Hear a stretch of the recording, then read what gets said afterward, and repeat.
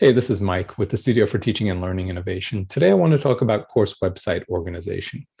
It's really important to have your course organized in a logical way because it's going to reduce the barriers to student success.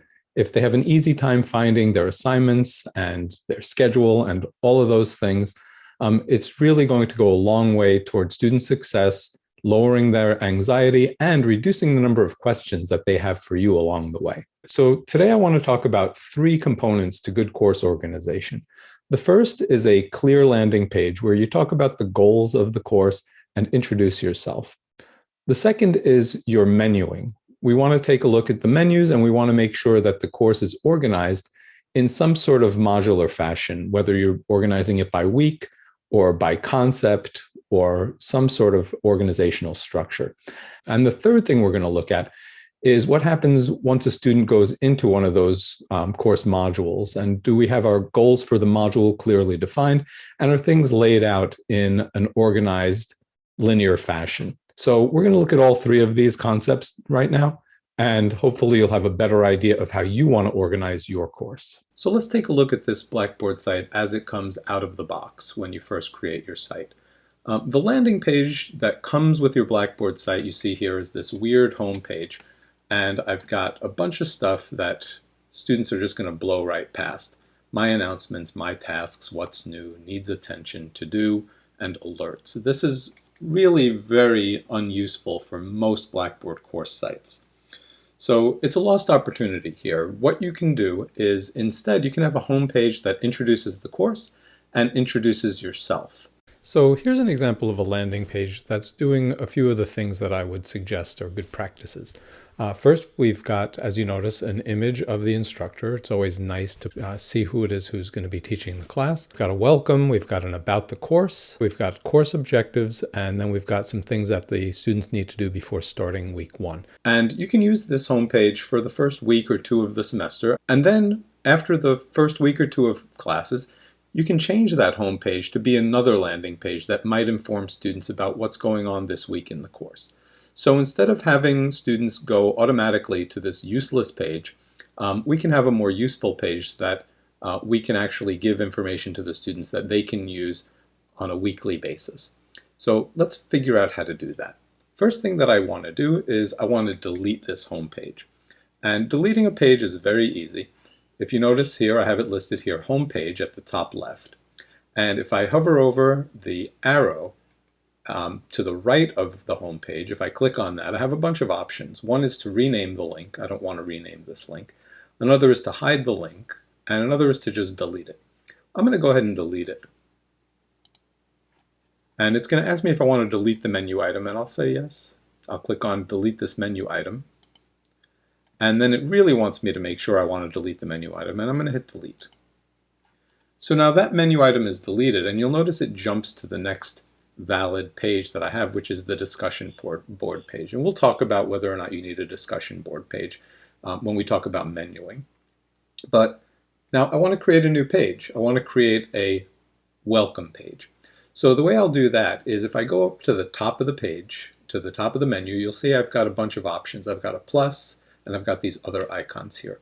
If I hover over the plus, you'll see I get a bunch of options. Content area is the one that I want to choose. So I'll add a new content area. And I want to call this welcome. And I want to make that available to users by checking this box, and I click submit. And now I've got this welcome page, and you'll notice that I have a little grayed out box over here, which means that there's no content in that welcome page yet. And that also means that it's not going to be visible to students. Any page that you see that has a gray box next to it means that it has no content and it's not available to users. And you'll also notice that you've got other gray boxes, but these have lines through them.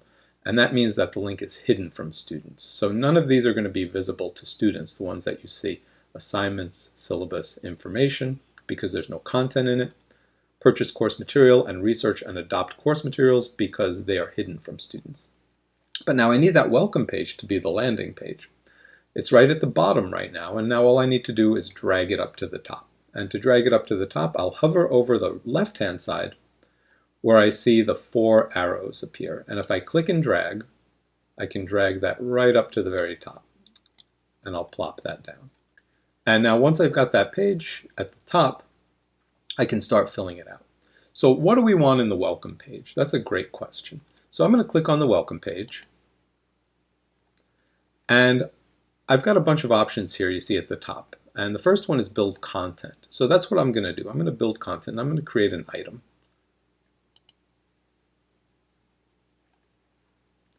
And the very basics, I want to say welcome to the course. And now I've got a text box, and I can type in whatever I want here. Usually I want to say about the course.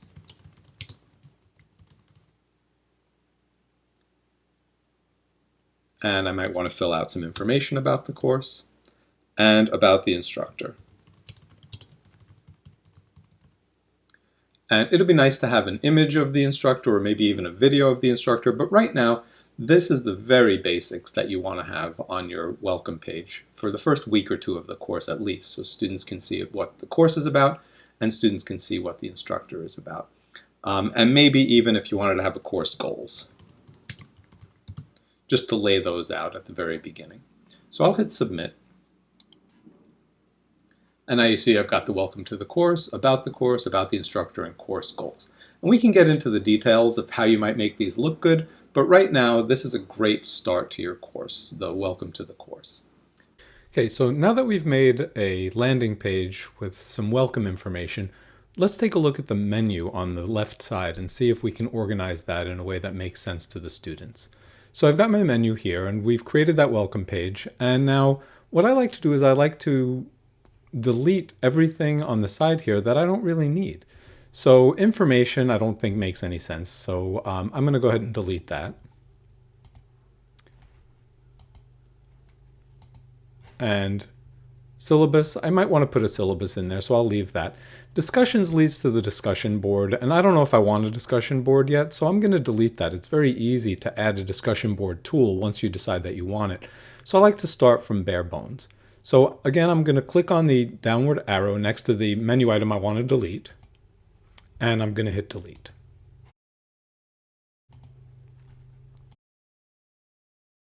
And follow all the prompts to delete it. So assignments, I don't think that's a really useful thing to have here because we don't really want to group all the assignments for the entire semester in the one bulk assignments area. So I'll pull down on the arrow here and I'll hit delete and delete content and delete. And tools is going to, it's okay to leave the tools there for now, so we'll leave the tools there. Send email might be a useful thing to have. Help brings you to the Blackboard help, and I don't consider that to be necessarily helpful. You can leave it if you like. What I like to do is I like to get rid of it myself, but you can keep it. Instructor contact information, I think that that's much better in your welcome page, but you can leave instructor contact information. Purchase course materials is a link to the bookstore, so I just generally tend to delete that because it's just taking up space. And finally, research and adopt course materials, I delete that as well. And don't worry about the course management area, the students don't see that. So now I've got the very bare bones. I've got welcome page, I've got the syllabus page that I can upload a syllabus to. I've got the tools, which if you click on tools, you'll see all the different tools that you have an option to use. Send email, help, and instructor contact information. But now let's start building a module. The first module that I build is really dependent on the course that I'm building.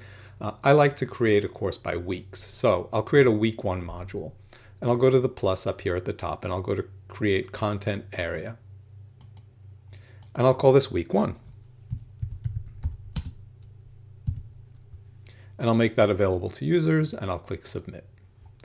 And I'll create a week 2 module. So content area, again, plus content area, week 2. And make that available to users and click submit. And you can do this for the entire semester, but you can also hide these things from students so that you can create all the 15 or 16 weeks of your course, but only make the weeks available to them that you want them to have access to. And you can go ahead. That makes the menu a lot easier to navigate. And also it doesn't have students jump ahead to see what else is there if you don't want them to do that.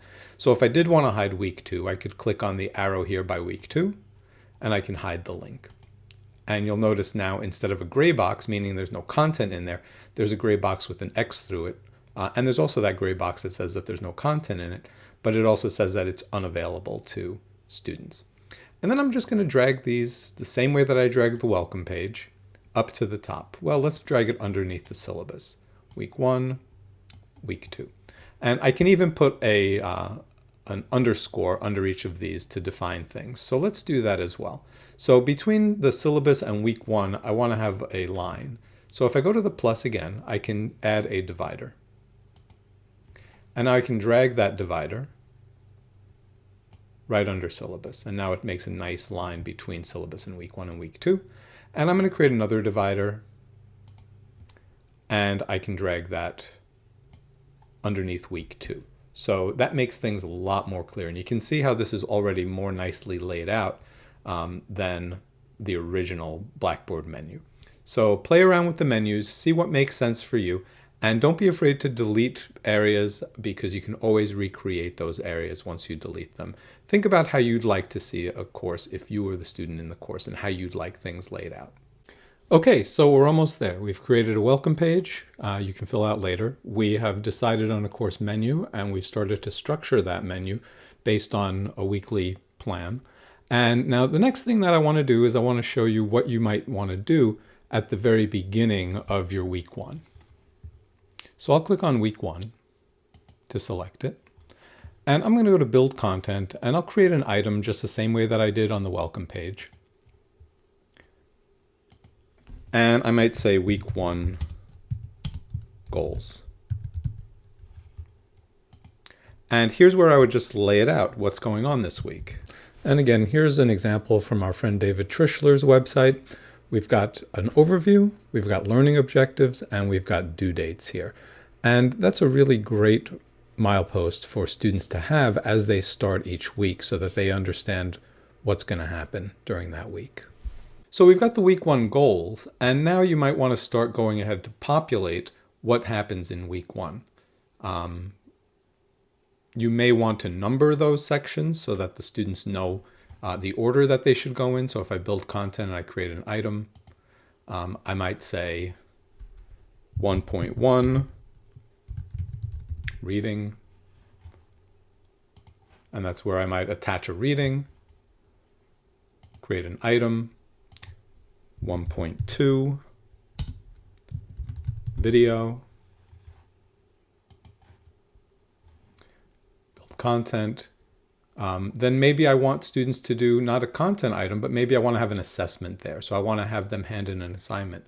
So I can go to the assessments area and I can go to assignment. The nice thing about building an assignment like this is that that automatically gets populated in your grade center as an assignment. And that's where students will submit their assignments. And then you can grade them right in Grade Center, or you can download them all in a batch. So this is how I usually create an assignment or a test, is I do it right from the assessments area.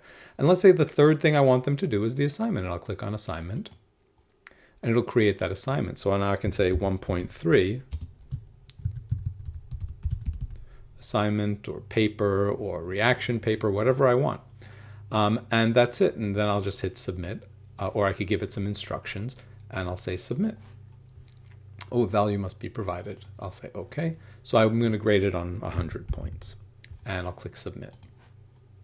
So now we've started to lay out the structure of each of the weekly areas, and you'll want to flesh this out obviously with some details and directions, and we can talk about that later. But today we're just talking about organization and the basics of good organization in keeping students on task. So now we've got it. We've got a welcome page, we've got a menu that makes sense, and we're starting to structure our modules in a way that's going to help students navigate the course.